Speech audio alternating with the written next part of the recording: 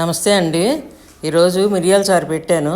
ఒక table spoon కందిపప్పు, ఒక టేబుల్ స్పూన్ శనగపప్పు, కొంచెం మిరియాలు, ఎండుమిర్చి, జీలకర్ర వేపేసి గ్రైండ్ చేసేసానండి. ముందరే చింతపండును టమాటాలు బాగా వేడి నీటిలో వేసి మెత్తగా పిసికేసి ఉంచేసాను. దాంట్లోనే ఉప్పు, పసుపు అవన్నీ వేసాను. ఈ గ్రైండ్ చేసిన మిరియాల పొడి అన్నీ వేసేసి కరివేపాకు, కొత్తిమీర అన్నీ వేసేసి రసం పెట్టేసానండి.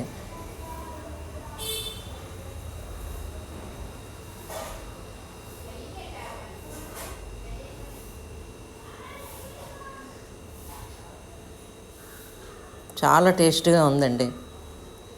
4 టమాటాలు వేసాను. ముందరే పోపు వేసేసి ఈ చింతపండు టమాటా రసంలోను ఈ మిరియాల పౌడర్ వేసాను, కొత్తిమీర వేసి దించేసాను.